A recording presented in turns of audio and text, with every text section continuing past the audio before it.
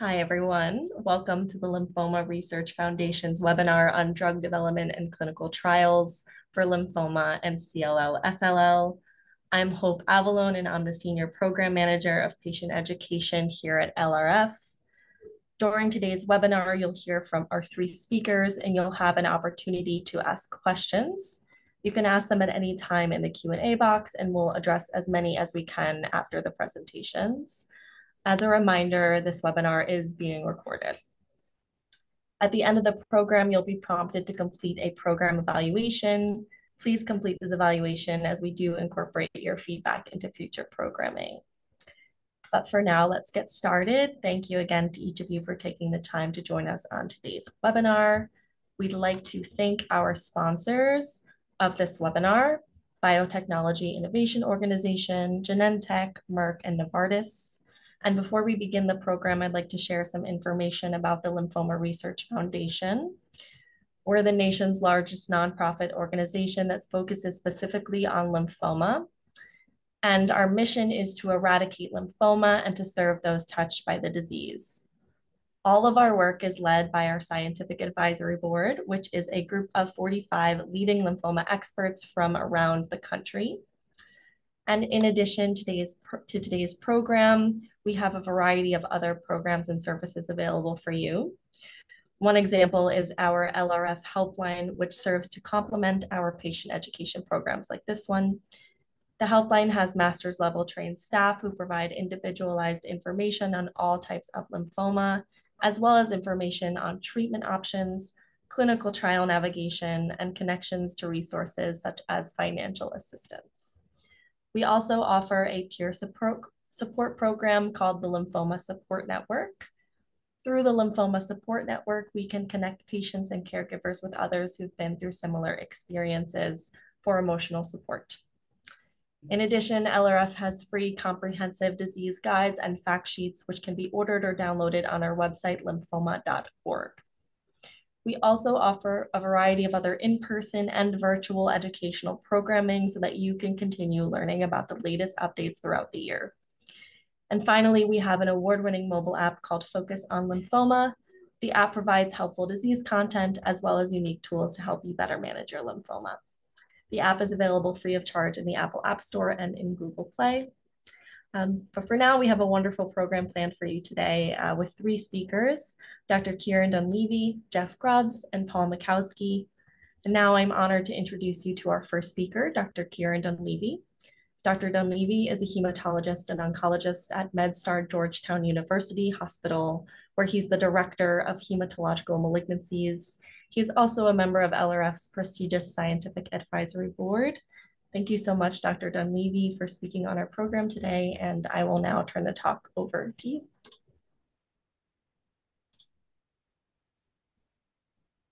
Great, thank you very much, Hope, for the nice introduction, and thanks to LRF for putting on this webinar today and asking me to be part of it.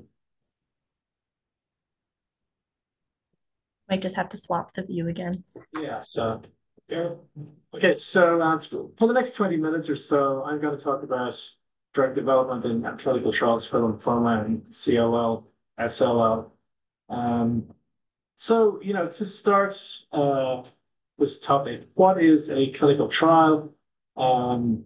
So, it's really a way of assessing the effectiveness of intervention to treat a disease. And in lymphoma and CLL, we set out to assess the safety of a new drug, define the specific dosing of the drug, test different drug formulations. And then, of course, we explore combination therapies, adding a drug to other drugs. And an important endpoint of clinical trials is evaluating the effect of therapies on quality of life. And in most of the trials that are ongoing now, there are specific quality of life endpoints. So this is a very important aspect to look at, particularly as we're using more and more oral therapies, and the side effects have been much less than therapies that we've used in the past. There are different types of clinical trials. As shown here, there are prevention trials, screening trials, diagnostic trials, quality of life trials, compassionate use trials. I think we're really most interested in focus on treatment trials, but there really are all types of clinical trials. Um, and I think it's really important to understand that the clinical trial process takes a very long time. So before a drug becomes available and approved, a lot of different things have to happen. Preclinical studies, of course, happen long before a drug is developed. And this is where scientists are looking at different pathways and different ways that the drug might work and how it might work in different cells. And that process can really take a long, long time. It can take several years or decades. And I think it's important to know that a lot of a lot of drug development that starts off in a particular area doesn't actually get to the finish line. So very few of these drugs that are in development actually reach the endpoint where they become approved by the FDA and they become available for lymphoma and for CLL or for other diseases. So I think it's really important to understand that the process is very complicated and not only requires a lot of good science and good breakthroughs, but there are lots of other aspects involved in it as well. Lots of politics, lots of finance, lots of companies, governments, and all these different bodies are part of the process of drug development. And there are different phases of clinical trials. When a drug trial starts off, it's a phase 1 study, and this really focuses on safety. And in phase 1 studies, there are usually about 20 to 100 patients in the studies. These are the studies that test a drug for the first time in humans, and they try to work out what the best dose is and what the best schedule is, etc. Then we have phase 2 studies, and instead of looking at safety, which is the principal goal of the phase 1 study, the phase 2 studies look at efficacy or effectiveness of the drug. So, is it highly effective? In which areas is it effective, or which types of lymphoma, CLL is the drug effective? And these phase 2 studies are done in a higher number of people, usually between 100 and 500. Then it goes on to phase 3 studies, and these are really confirmatory studies. And in these studies, usually a new drug is compared to the standard of care that has been there in the past. And the question is the drug better? Is it safer? Is it associated with more toxicity? So these are really important. And these are big, large studies, and they will often include more than 1,000 patients. And then eventually phase 4 is where the FDA review is involved. And this is the final phase of clinical trials. And the FDA have got a very important role in drug development. It's really their responsibility to protect public health by ensuring safety and effectiveness of new drugs. And they're involved, obviously, in the approval of these drugs that brings them to patients ultimately. Um, and there's a lot of oversight that's required for drug development. These studies can be conducted in a lot of different settings. They can be sponsored by pharmaceutical companies. They can be sponsored by parts of the US government. For example, the NCI has a lot of groups called cooperative groups, and these groups, their function in oncology is to improve outcomes for patients with cancer. So they conduct clinical trials under the umbrella of the NCI. And it's really important, I think, that all of these different bodies work together, the government bodies, pharmaceutical companies, biotech companies, all work with the same goal of bringing new and improved therapies to patients with lymphoma and CLL. And there is a lot of regulation that is important in the drug development and the drug approval process. Um, so one of the big challenges, of course, in developing drugs is finding the right target. And as I said, this can take many, many years and sometimes decades of scientific work to figure out what is the target that makes the most sense and where the drug can have its highest efficacy and can be effective in a particular disease. Um, this is a very complicated picture, but it just shows you development in the most common type of lymphoma, which is called diffuse large B-cell lymphoma. And about 20 years ago, it was discovered by scientists that diffuse large B-cell lymphoma was not just one disease, it was many diseases. At that time, they used technology, which is called gene expression profiling, to divide up what once was considered to be one disease into many diseases. And 20 years later, we now have several genetic subtypes of diffuse large B-cell lymphoma that have been identified, and we now know that they have these hallmark genetic features. Each of these subtypes has specific mutations, and that's really important because as we move forward, these mutations and genetic subtypes can be targeted with new treatments, and that really offers a future of better precision therapeutics for people with this type of lymphoma, which is the most common type. And there really are a lot of new targets that are being discovered in lymphoma all the time. But as I said, the key question is which targets are the most important because when you start the whole drug development process, you don't want to follow a target that isn't the most promising. So you really need to get that right at the very beginning.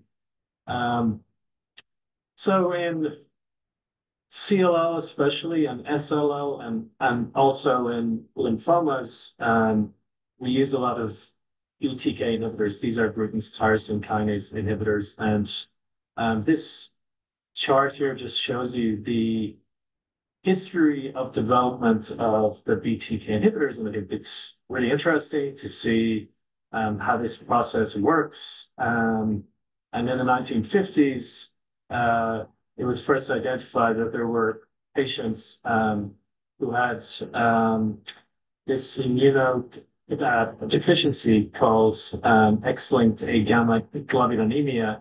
And later it was discovered that these people were actually missing BTK, which is Bruton's tyrosine kinase, which is the enzyme that's targeted by all of these BTK inhibitors. And in terms of how this class of drugs got to patients, initially there was a company that actually was looking at this class of drug for not cancerous conditions, but immunology conditions. And then another company bought that whole development group in the other company, and the drug was eventually tested in lymphomas and CLL and was found to be very effective. That was like ibrutinib, and then that led to other BTK inhibitors, and we now have two types of BTK inhibitors that are approved by the FDA, both covalent and non-covalent BTK inhibitors. So this is an interesting story of how these drugs can be developed over time.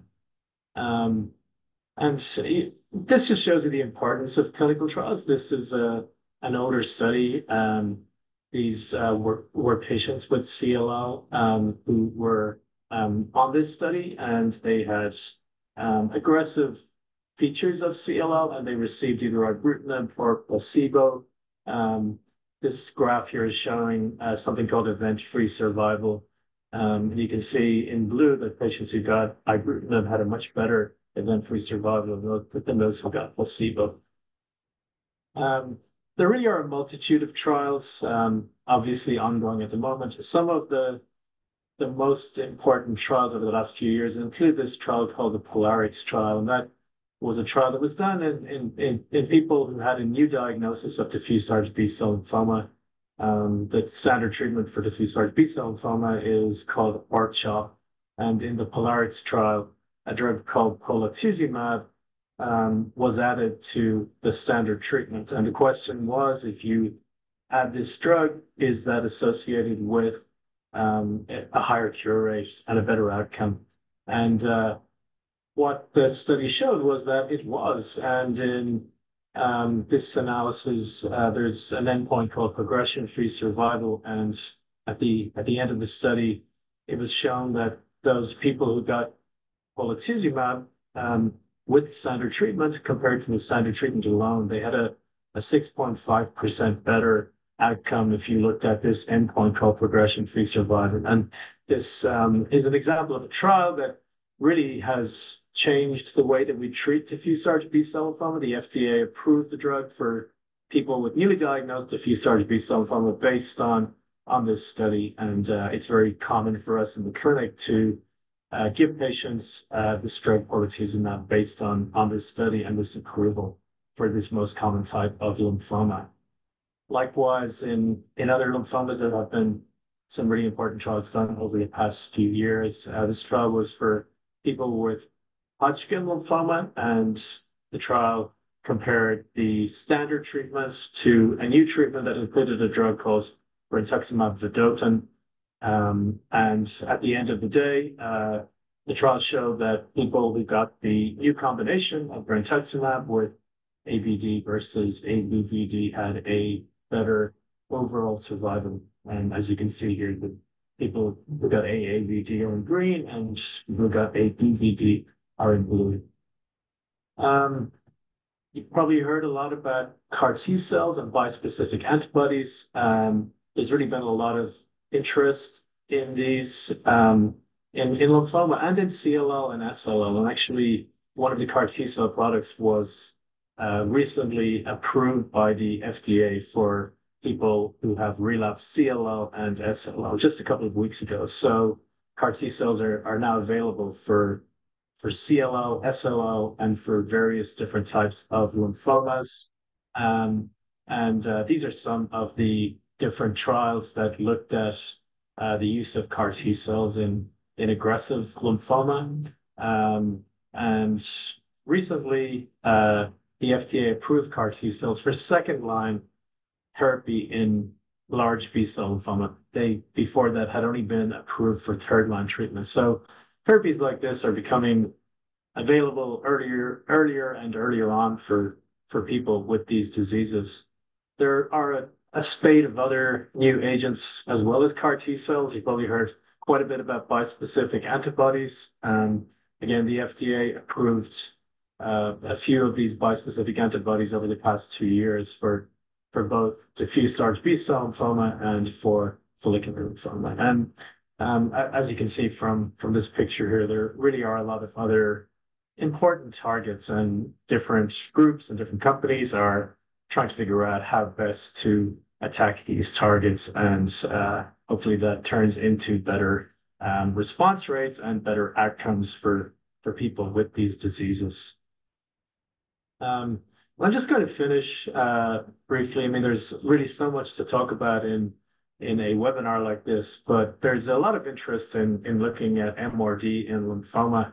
One of the challenges that we have in lymphoma, we use PET scans and CT scans a lot, and while they're very helpful, they can be positive when there's no disease present. So we need to have other ways of looking for any evidence of lymphoma. So this technology has led to the use of liquid biopsy, and now a number of companies have got platforms where you can perform a liquid biopsy, so it's a blood test, and you can check for any evidence of lymphoma or CLL in that test. These liquid biopsies are still in the, I guess, experimental area. We do use them in the clinic occasionally, but um, we're not entirely sure how to use the results of these tests all the time. So there are many clinical trials that are ongoing to guide us as to what we do when we find that a liquid biopsy is positive, for example, and scans are negative. But in the future, I've no doubt that we will be doing a lot of liquid biopsies, and probably this will be replacing imaging more and more as we develop these technologies and get more experience with them in clinical trials. And I'm just going to finish by saying that clinical trials are extremely important in cancer and in lymphoma and in CLL.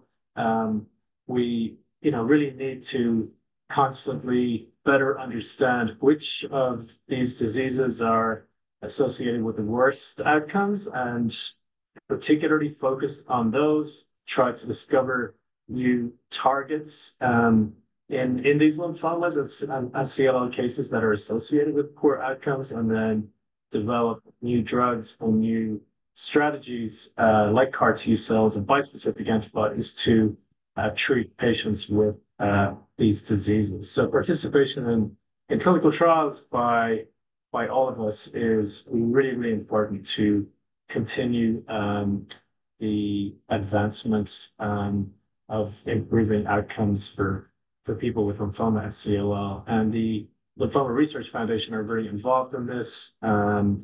It's really their mission to focus on how clinical trials and research can improve outcomes for people with lymphoma ultimately. So with that, I would like to thank you for your attention. I think we will have questions at the end. So thank you. Thank you so much, Dr. Dunleavy. And yes, as a reminder to the audience, please be sure to direct your questions to the Q&A box so we can read them off at the end of the program. But I'm now honored to introduce Jeff Grubbs. Jeff was diagnosed with chronic lymphocytic leukemia in 2009. He has served as an ambassador for the Lymphoma Research Foundation for over 10 years, advocating for lymphoma research and promoting lymphoma awareness. Jeff lives and works in Washington, D.C., and has plenty of experience to share today about patient involvement in clinical trials and in new drug development for lymphoma. Thank you so much, Jeff, for speaking on our program today, and I'll now turn the talk over to you. Jeff, I think you're muted. I knew I was going to do that in my defense. Okay, let me get to my presentation here, and I need to share it for sure. There we go. And this should be it, okay? Okay, well, again, thank you. I'm going to go through clinical trials and drug development, but from the sort of opposite point of view of Dr. Dunleavy, as the poor schmuck that's sitting there having to get treatment yet again and needing to make decisions on what sort of treatment I'm going to be getting, whether to include a clinical trial, how do I go through it, and ultimately as the poor guy sitting there in the infusion chair on the receiving end of all of this. So I'm going to cover some of the same material. But real quickly, I've been dealing with chronic lymphocytic leukemia for about 15 years. This is one of the indolent lymphomas. It's considered to be not curable, but generally treatable. A lot of people never need treatment, which is great. It kills about 4,000 of us a year, so you need to take it pretty seriously. But there are a bunch of us in the middle that have just been through a lot of treatment and have had a much more difficult course of things. And that includes me. My disease has been very stubborn and had some complications, 5 lines of treatment, 10 different drugs, some of them not approved for CLL, 2 different clinical trials. And the very first clinical trial that I went through, I chose to do this for my first line of treatment. And there's a first takeaway message right there for anybody that's thinking about clinical trials as just something you do as a last resort. It actually is a choice you can make at any point along the line. And for me, this was ideal for a bunch of reasons. The year was 2015. Dr. Dunleavy had this slide up over a timeline of all things happening with new targeted agents for CLL. And this was right when that was happening, right in the middle. They were not available at all to first-line treatment in my disease, but I could have access through a clinical trial, and I really wanted to benefit from that and to give whatever data they wanted. It ended up being a lot of negative data, but nonetheless, I got to be a part of it and was very happy I did. I got a partial remission out of it, which is great, but my disease started coming back almost immediately. Within a month, I was relapsing. And that led to all kinds of stuff in between that I'm not going to go through. It's all standard standard of care treatment, including some of the new drugs that Dr. Dunleavy talked about and a few others besides, complications, like I said. But that that led up to 2022 when I had to stop my latest therapy because I simply couldn't tolerate it. It was pretty gruesome. And I really need to make a choice. I'm not at the bottom of the barrel here, but I'm sort of starting to scrape the bottom a bit of the number of treatments available left to me. So I'm very interested in drugs, and I found a phase one, pardon me, very interested in clinical trials. And I found a phase one trial involving a first-in-humans immunotherapy drug. I am not the first human to get this drug. I actually knew a fair amount about it because others in other diseases and other trials had had it before me. But I am the first person with CLL to have received this new immunotherapy drug. It was done in combination with standard immunotherapy treatment and also a targeted inhibitor that's used for CLL. That triplet combination for me was spectacularly successful. I achieved a complete remission within 3 months. I have never had a complete remission until then, after all the stuff I'd been through. Only partial remissions. It always started coming back right away. And within 3 months, I had a complete remission. I ended my treatment after 6 months. And at that point had undetectable disease. And as of last week, I had a checkup with the people administering a trial at the National Cancer Institute in Bethesda, Maryland. I'm still in a complete remission. So I'm really, really excited about this. Really, really in a happy place that I've never been before with this disease. So that sort of leads me to talk with some experience here on sort of what really is the value of trials to patients as you're the one going through it. The gaining access to new treatments not generally available, it can be a big deal. That's not the right thing for everybody by a long shot. I don't want to oversell it. But for many people, it really can be important, including me. And, it's in some ways, it's just really exciting to be able to kind of see what some of the newest stuff is doing. I'm sort of a geek at heart, and I get really interested in this stuff. When you're going through a clinical trial, my own experience has been that the level of care as a patient, honestly, is just sort of a step higher than anything I ever had in a regular standard of care treatment. For example, in my current clinical trial at National Cancer Institute, there's one infusion nurse for every 2 patients, and that's ridiculously low. And it's partly because it's a phase 1 trial, but it's also kind of just paints the picture that in general, the number of nurses you have compared to the number of patients that have to be treated at any given time is generally better when you're in a clinical trial. And there's a lot to be said for it in terms of the care you get and the attention you get. Absolutely closer monitoring all the time. They're all over you for the disease, collecting your data. More contact with the physicians is actually a good thing in my book, more opportunity to ask questions, that sort of thing. You have dedicated contacts, clinical research nurses that just do this. This is all they do. And, so when things go wrong, and for me, it's always on a Sunday morning or something when it's hard to reach people, that can be really useful. And that's something you really take care of when you're in a clinical trial. A lot of individual reasons for choosing clinical trial. I have my own, I've had part of my complications I had included complications with my central nervous system. and it requires a lot of special care in terms of how we choose treatments and how we go through and can kind of track progress and thing and make sure we don't re-trigger any of that.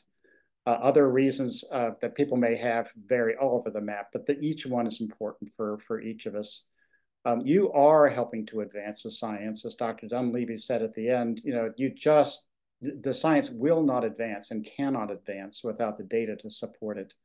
And that's just for the research. And then when it arrives to the Food and Drug Administration, and Paul will talk about that later, they have to have the data in order to approve it and to be comfortable that this is a good decision, on behalf of the patients. So you are helping to advance the science. I find that to be enormously satisfying. You are helping other patients in the process, definitely. And, honestly, you're helping yourself. At least I'm helping myself, I don't mind saying. As you go through the process and thinking about clinical trials, just keep in mind that the structures of trials, they just vary dramatically. It's incredible how different these trials are when you're considering 4 or 5 that you might be interested in. Just make sure you understand them. Ask a lot of questions. How many arms are in each trial, how each one works. It gets complicated. You need to take your time to really make sure you understand the structures of the trials you might be considering. New drugs can be tricky, and no question about it. The potential adverse effects of the new drugs coming into you via the clinical trial are usually well known, especially with phase 2 or phase 3 trials, but sometimes also with phase 1 trials. In my case, as I said earlier, I knew what the adverse effects were likely to be because I knew the data from people that had gone before me. So don't rule out a phase 1 trial just because it's phase 1, but do ask questions and be aware that you may or may not know what the adverse effects are, but always need to be asking and looking. And of course, older drugs have adverse effects too. I mean, there's just no free lunch in this business that I've been able to find anyway. More visits and testing are common in clinical trials. There's just a lot of it. They need the data. Generally, the center that is administering the trial will require you to do the work there, so they can control the analytical methods and the way data is handled and so forth. But sometimes routine blood work and scans like an MRI, something like that, sometimes they can be locally, but often not. They would need to be done as part of the trial. Travel can be a challenge. So you have to think about that up front when you're looking about how much you're willing to travel and who's paying for it and so forth. For what it's worth, to put in a plug for the National Institutes of Health, they pay for all travel, including your time that you might be spending overnight stays or anything like that as part of your trial. But so the NIH is a good source of trials, and they do have the advantage that they pay for your travel, but most others do not. You just need to ask to make sure you know. As you go through the process and trying to figure out about clinical trials, just read everything you get, ask questions over and over again, even the same question more than once to see if you get the same answer. And then second opinions can always be useful, including a decision about whether to hit the go button on a decision to take up a clinical trial. I use second opinions a lot. Physicians, okay with physicians, they always like it. But it can be really helpful in making sure you've thought of everything before you make your decisions. As you're going through a question to ask, I talked about the arms earlier. How's this thing structured? What happens in each one? Just make sure you understand that. And like one question is, what if you're in a randomized trial where you're in one arm that is not doing as well as people in the other arm are, either with or without the investigational drug? Can I cross over from the arm I am in over to the other one? The answer is sometimes yes. The answer is sometimes no, but it's always a good question to ask about what happens if the one arm ends up doing better than the other arm. What sort of opportunities might I have?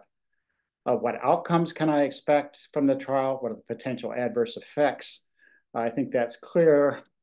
What happens when the trial ends? Will you continue to see me?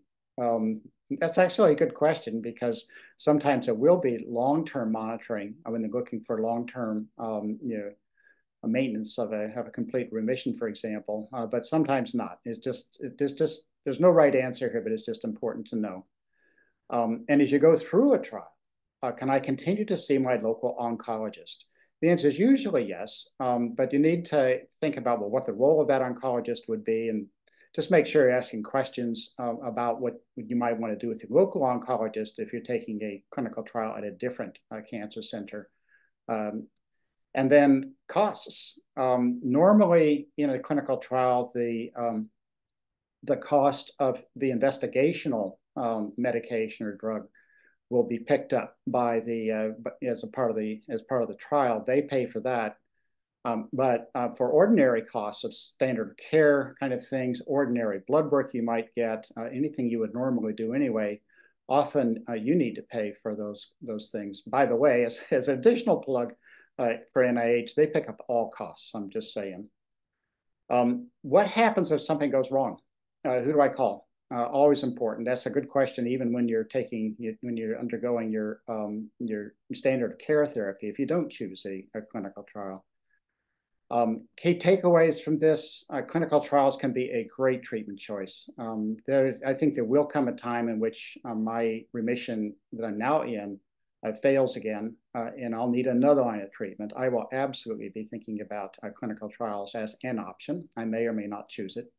But at any point along the line, clinical trials, I think, is something that everybody should think of and just evaluate it alongside all the other treatment options you might have. Finding a trial is not that easy.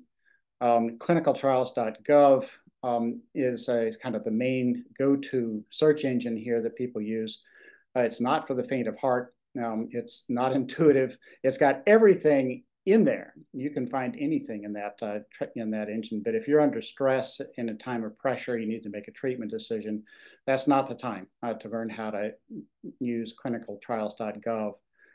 For most people, especially if you're under stress, you need help, honestly. The Lymphoma Research Foundation helpline can do that. They can help you look at all the trials available for whatever criteria you want to put up. And they will even help you winnow them down and understand them a little bit better. And then ultimately even help you open doors if you have an interest in one or two to learn more about them. That's 1-800-500-9976. The National Cancer Institute also has a similar service, and their number is 800-422-6237. And just keep in mind that local oncologists and experts just may not know, and probably do not know, about all available choices. It's just too much to keep track of. They change all the time.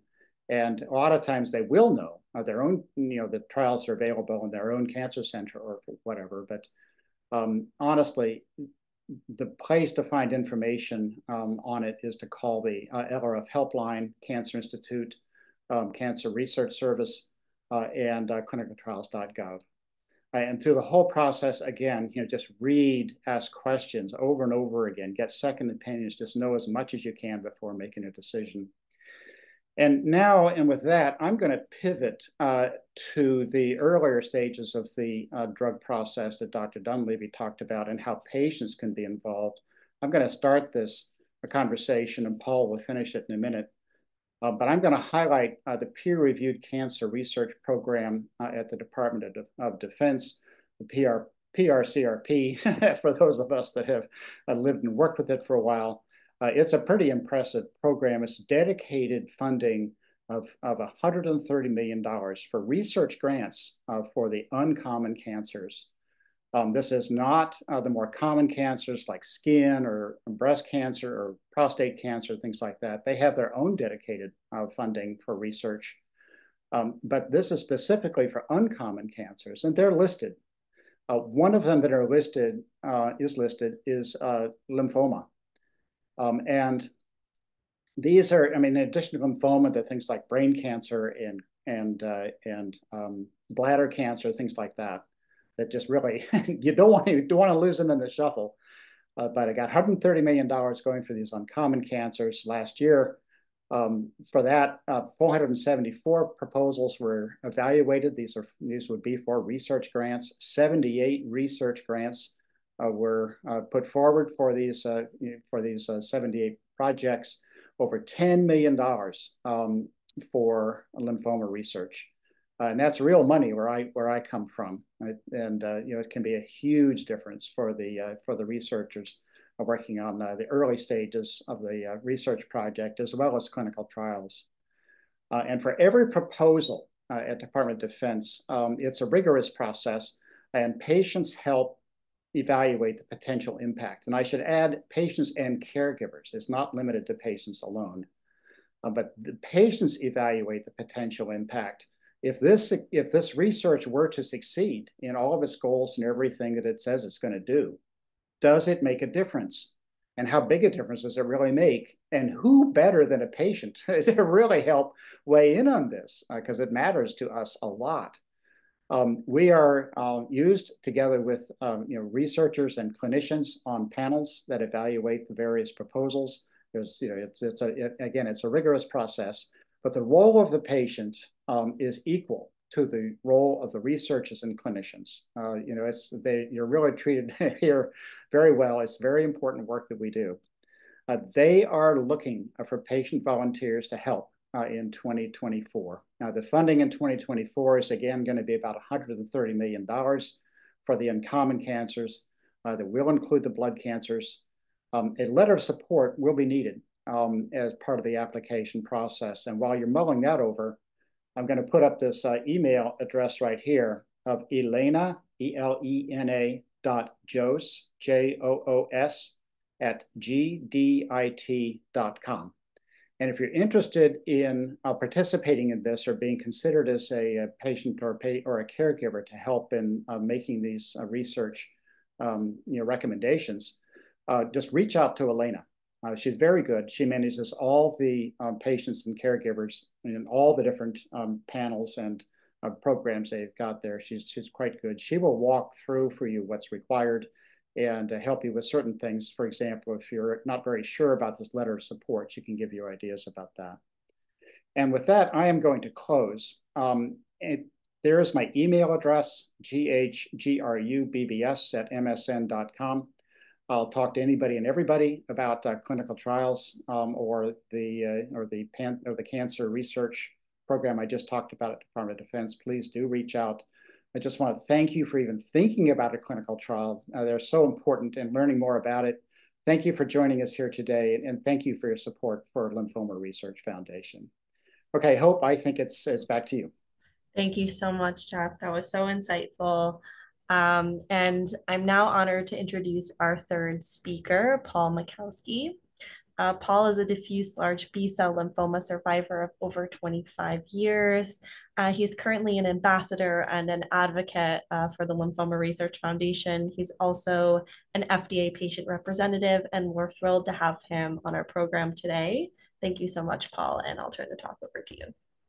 Well, thank you, Hope, and Jeff and Dr. Dunleavy. I'm honored and pleased to be here on the panel with you, and glad that we can help our participants with this information. As Hope was saying, I have served as an FDA patient representative now for over 10 years, and I'll get to what that is shortly. So that essentially I'm coming in to the process as it were in the FDA process, and I think Dr. Dunleavy alluded to that. We have all these agents and drugs and therapies in the pipeline, through trials, et cetera, and then it comes to a point where FDA, approves them or not, looking at safety, efficacy, whether there's an improvement on the existing standard of care. So the tremendous amount of data that's collected through the clinical trials. And then frequently, as part of the FDA approval process, they will convene an advisory committee So the acronym that they give for that is usually ODAC, Oncologic Drug Advisory Committee. And so, that includes, a number of 10 to 12 physicians, clinicians, et cetera, and then a patient representative to give the patient view. Just to back up a little background on myself for context, as Hope alluded to or said, I'm a diffuse large B cell survivor. I was diagnosed in 1996. So I was treated way back when with CHOP chemotherapy. So I was always say I'm pre-R, I was pre-rituximab. I also had radiation therapy because my lymphoma had manifested as a mediastinal mass.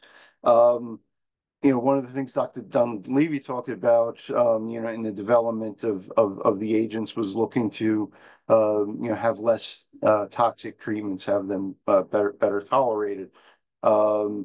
So I made it through. Fortunately, I responded to the standard, CHOP therapy back in 96, 97.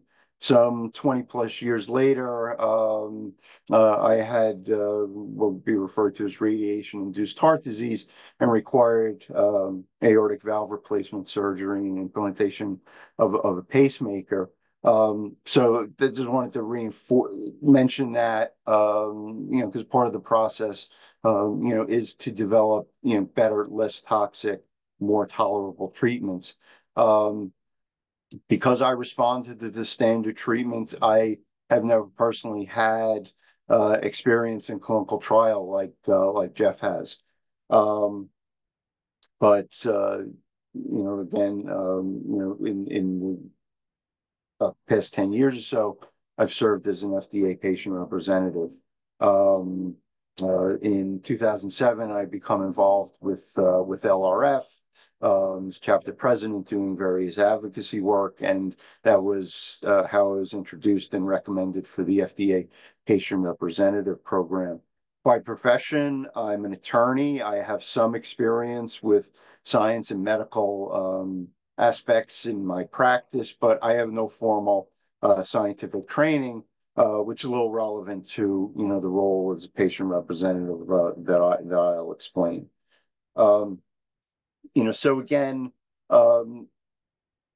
becoming a patient representative, there's a process for that. Again, I was recommended by LRF, but the FDA program would look for applicants with experience with a particular disease, with experience, demonstrating some experience of advocacy, the ability to represent and communicate the patient perspective, any work or volunteer experience with the issues. And then when it comes to a point when there's an advisory committee being convened, there'll kind of be a call out. Does anybody have experience with this type of disease? Or they'll look down the list and see what you have. So we get those, periodically. Over time, I've served on four panels, 3 related to blood cancer, 1 actually related to rectal cancer, which is another issue that I had. So just to kind of run through the process of sitting on the advisory committee. I think one of the takeaways is that it is it can be a little bit daunting, particularly the first time. So before the committee convenes, you get a few hundred pages of data and presentations, explanations from the sponsor and from FDA, which you try and do your best to digest. Like I say, I do a little statistical work in my legal practice, but I'm not a scientist, by any means. So you'll go through that, and then attend the meeting. As a patient representative, you'll be a voting member of the committee. which again, it's a little bit daunting. The first time you do it, well, we'll go around the table. This is a public meeting. You make your vote, you explain your reasons for the vote. But the meeting works. The sponsor makes its presentation. The FDA makes presentation. There's a discussion among the scientists, which and the clinicians, the doctors, which I'll just be candid. You do your best to follow. Again, but really coming at things from the patient perspective, and that's what FDA wants, including the patients in the process. I think Hope put up the website where to get more information on the patient representative program. But what they say there is that the patient representative program offers patients and caregivers the opportunity to provide critical advice to the agencies that regulates medical products.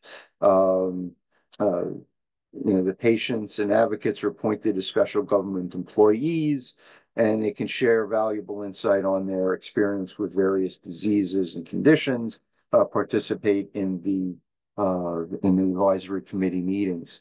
I think that, as I thought back through the 4 meetings that I participated in, it's not as simple as thinking, well, I'm going to vote yes because the more treatment options, the better. Because sometimes you're really looking at, again, safety, efficacy is, the treatment and improvement over the existing standard of care. I remember one committee meeting, I ended up voting no, because I thought that there wasn't enough of an improvement. And when you're sitting in the patient chair, it are too many options, not necessarily a good thing. And I'm trying to glance up to see if Jeff shakes his head at me on that. But it can be, it can be tricky, and there is a downside to that. So, if you choose wrong, do you foreclose another theory? And that's something I've kind of learned in sitting through these, advisory committee meetings as well, with some of the comments that are made, that have been made by some of the physicians. On the other hand, I sat on an advisory committee panel, for the subcutaneous administration of rituximab, which going in, that seemed like a no-brainer. Take a shot instead of, an infusion. And that, I think that passed, as I recall, that passed unanimously. But there's a question of efficacy. Now, there might be some patients that are not the ideal candidate for that. But the physicians, can work that out on a one-on-one basis. One of the recent ones that within the last year that I sat on was a rectal cancer panel where the panel was considering actually progressing with the trial. And there was a fair amount of opposition to that with the trial design and whether the endpoints would be revelatory enough. And, my comment, on that was, let's at least try the trial, because the agent that they were, considering, would eliminate the need for surgery and radiation, which are huge, aspects for patients, in terms of, potential side effects. So, so I ended up voting yes. That was one where I thought, don't let the perfect, defeat the very good. So, again, the advisory committee meetings, when you're in there, the first time, probably a little bit daunting. When you have to speak up and explain your vote. I remember the first time I'm like scribbling some notes so I can give myself a little bit of a script. But it's a really important part of the process. The FDA looks and values that input. I think my experience in sitting in the meetings, is that the clinicians, the doctors, the experts who are sitting there are valuing that input as well. So that's an important aspect of the drug development process, the clinical trial process, the end element of this with the FDA approval process. And it's I've been fortunate to be able to help serve the lymphoma community and further LRF's mission and being able to to serve. I see that we're coming up almost on 4 o'clock, and I think that there are a number of questions. So I'll stop speaking and turn it back to Hope. Thank you so much, Paul. And thank you to all of our speakers. But like you said, we're going to jump into some questions with the rest of the time that we have here today. We do have quite a few questions. So starting off with a question for Dr. Dunleavy, just to set the basis. What does the term ARM mean in clinical trials? So there are different arms in, I mean, depending on the type of clinical trial that it is, there can be a single arm, there can be 2 arms, there can be more than 2 arms, and those refer to usually a specific type of treatment that if a patient is on that clinical trial, they receive a different type of treatment depending on which of the arms that they're on. So the arms are ways of dividing out different types of treatments. Okay, thank you. Yeah.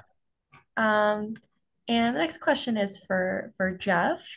Did you have any reservations about enrolling in clinical trials? Since I went through 2 at 2 different times, my answer is kind of not a simple one. I think if I'm going to boil it down, it would be that in both cases, I really did my homework. I mean, I knew what the alternatives were going to be, including not doing a trial. And the more I figured out about the trial, the more I was pretty sure it's the choice I wanted to make, and talking it through with my wife and everything. But when it came down to it, and actually, for both trials, when it came down to it, if there was real anxiety towards the end, is after I'd made up my mind and said, yeah, I want to do this trial. And I went through the process. I was afraid they weren't going to let me in, that I was going to be rejected because I was getting so psyched up, because they do have pretty strict criteria a lot of times on exactly what they're looking for. But that worked out. But in terms of taking on a clinical trial at all, I think I have to say no. I mean, if anything, I'm excited by them. I mean, I think clinical trials are actually pretty cool opportunities. The science really is moving fast in a lot of different ways for lymphoma. And trials are just a really good way to sort of get in on that, learn more, and be a part of it. So I was sort of excited about the concept, just nervous they wouldn't let me in. Thank you. And the next question here is for Paul. How often or how many times have you served so far as an FDA patient representative? Sure. So I have served, and I've probably been a member for or in the program about 10 years. So I've served on 4 different panels over time. We'll get, like I alluded to, we'll get notices. Does anybody have experience with with this disease? And then you'll write back. There were a couple, I think I was, like on the, there were a few others, I think I was like on the final, I just didn't make the cut. It was between me and maybe someone else, and then went with somebody else. So, so it's maybe once a year or less than that. It says, it says opportunities arise. Thank you. And Dr. Dunleavy, we have a question here. Can you speak to the durability of complete responses for CAR T versus CAR NK? So we have a lot more experience with CAR T cells in lymphoma than we do with CAR NK cells. CAR NK cells are very experimental. There are clinical trials that are looking at the use of CAR NK cells, but we don't have as much information about them. But they do look like a very promising strategy. they're different to CAR T cells because with CAR T cells, the CAR is inserted into T cells. With CAR NK cells, it's inserted into NK cells, which are different cells of the immune system. But trials so far show that they're a very promising strategy, but we really have to wait longer to be able to answer questions like that. And one of the big questions with CAR T cells is how long are they or what's their persistence, and is there any way that we can change that? Is there any way that we can make them stay around for longer? Um, what factors impact that? Is it possible to add other agents to CAR T cells that will improve persistence? So it's a big issue, a big question in terms of understanding how CAR T cells work, but also for CAR NK cells, but we just don't have a lot of information about that question with respect to CAR NK cells. Okay, thank you. We're gonna take another question for Dr. Dunleavy here. When will liquid biopsy become standard practice? Yeah, that's a good question. There are a number of companies who have developed really good technology to do liquid biopsies. But the big challenge is how do we use that information? How do we make it an actionable item where it's going to be useful information in the clinic where we can make a decision based on it? And we're really just not there yet. Actually, the LRF had a symposium a few months ago, which was focused on liquid biopsies and had the people come from academia, lymphoma experts, companies, FDA to sit around the table and try to understand better and project into the future as to how liquid biopsy can be useful in the clinic or can be used in the clinic in lymphoma. But we're just not there yet. But again, more of a reason to support clinical trials that are looking at how liquid biopsy can be helpful in decision making in the future. Certainly, thank you. And the next question here is for Jeff. What is your when you enrolled in a clinical trial, did you stop seeing your regular oncologist? The first time, no, because I was seeing a specialist in my disease, and he had the trial I wanted. That's exactly the trial I was looking for. So the person administering a trial was my specialist in that case, which worked out great. The second time through, I did change. I left my longtime oncologist and hematologist to move all of my care to National Cancer Institute. The reasons for that was that I was getting complete coverage of everything I needed at NCI. There was really no need for seeing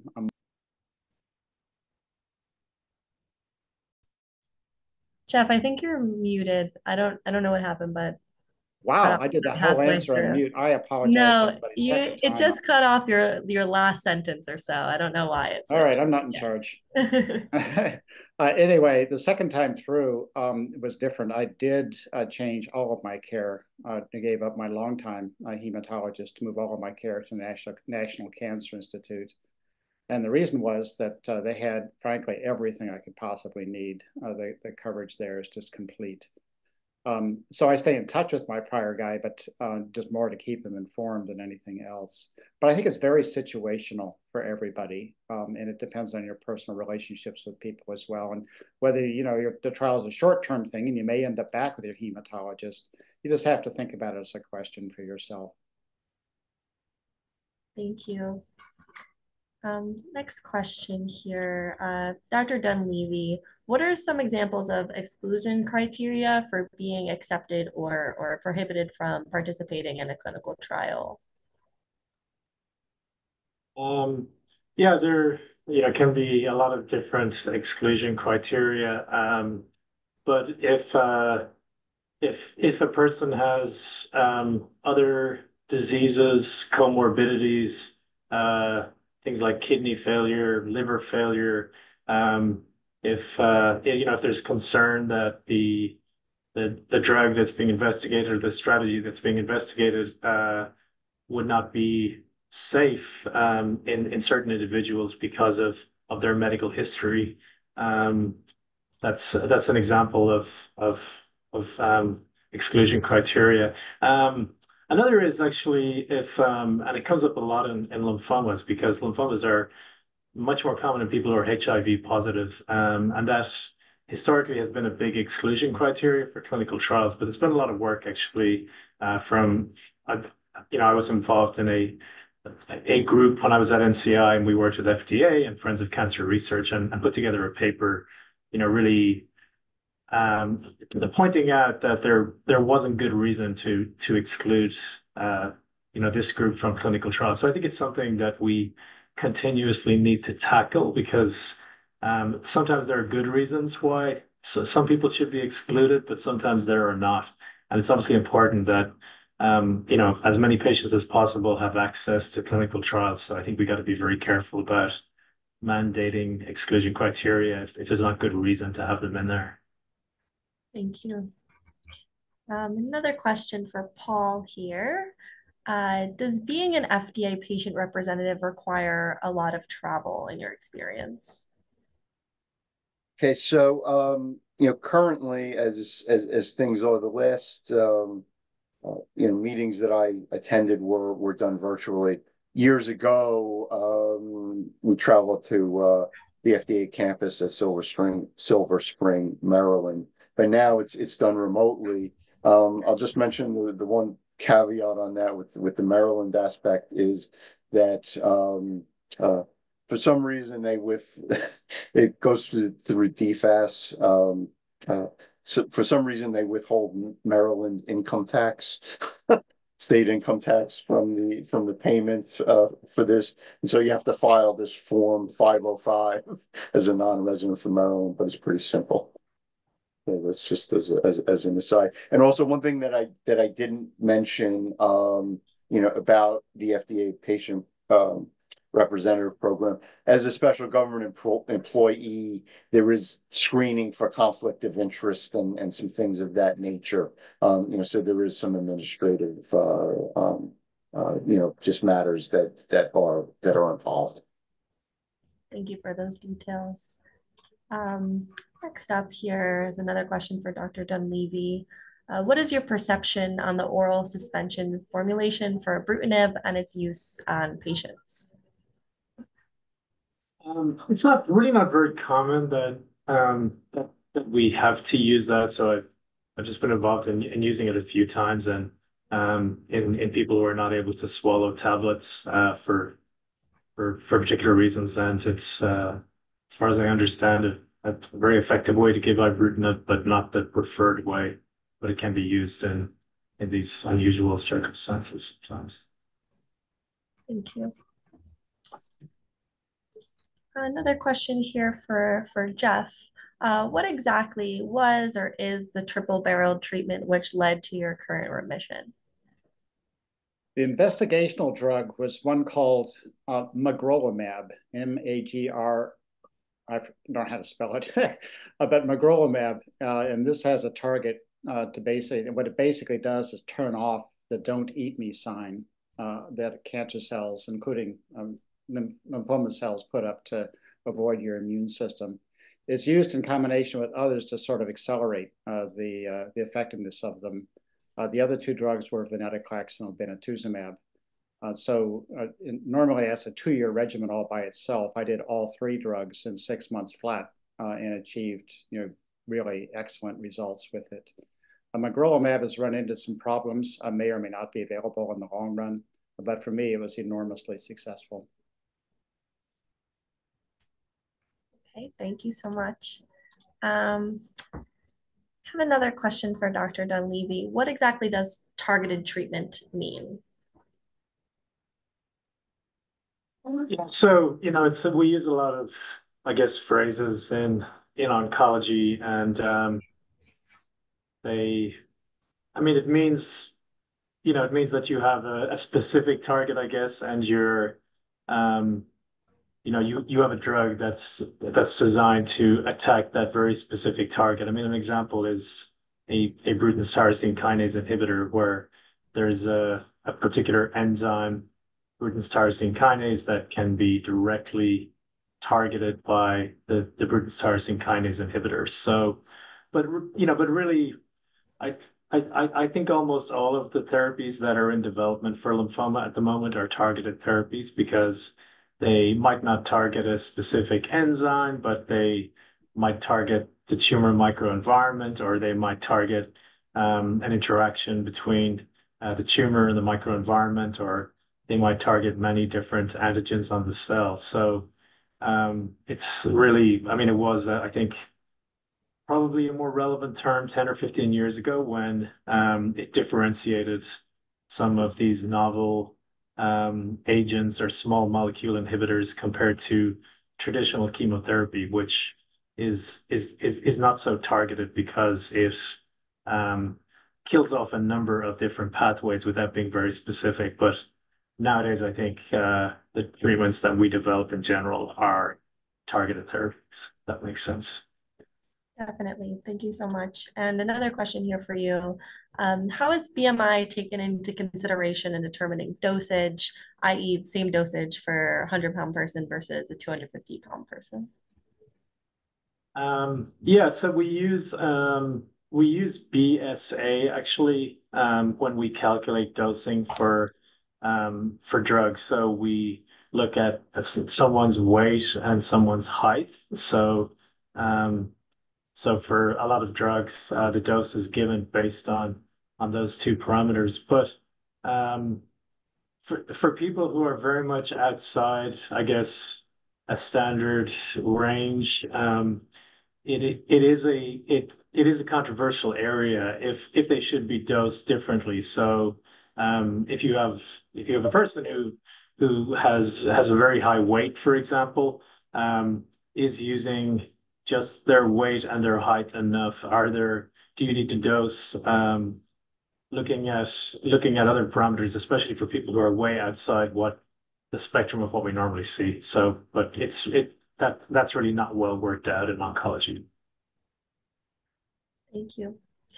We're going to squeeze in one last question for you, Dr. Dunleavy, before we wrap up. This person wrote, I'm just about to start treatment for CLL and live in a remote area. I looked for trials months ago and worked with someone and we could not find a trial. Are there fewer trials for those who are just starting treatment? Yeah, so for people with CLL, there actually are a lot of trials in the newly diagnosed setting because over the last few years there are a lot of uh, newly developed drugs that are very effective in CLL, such as the BTK inhibitors, such as venetoclax, obinutuzumab, drugs like that, and one question is. How can these be combined? And people talk about doublets and triplets and adding in more and more of these agents. So many companies, especially, are involved in these trials. So they are certainly out there. It may be more difficult to access them if you're in certain geographical areas. There are a lot of consortium groups in the U.S. who, are have have places all around the country. So I'm not sure where this question comes from, but I would think that um, there should be trials available, hopefully pretty close by. But I think as Jeff said, it can be very difficult to actually get that information of where a particular trial is in relation to where you live. There's not a very easy to use website, I think, that points you in that direction. So maybe talking to the hematologist, oncologist, and um, so speaking to LRF. I mean, those might be suggestions to try to figure out where that trial is. But no, I do think there are a lot of trials for people who are newly diagnosed with CLL. Thank you so much. And certainly, if you need help finding a trial that's right for you or in your area, you can always reach out to our helpline. I know Jeff mentioned the number, it's 800 500 9976, or you can email us at helpline@lymphoma.org, and there'll be someone to help you. I want to end by thanking Dr. Dunleavy and our ambassadors, Jeff and Paul, so much for their time today. And I want to thank all of our attendees as well. We'd also like to thank our sponsors again for making this program possible. But with that, I hope you have a great rest of your day. Thank you, Paul, Jeff, and Dr. Dunleavy again. Thank you, Hope. Thanks Thank very you. much. Well, best wishes all. Take care. Bye-bye.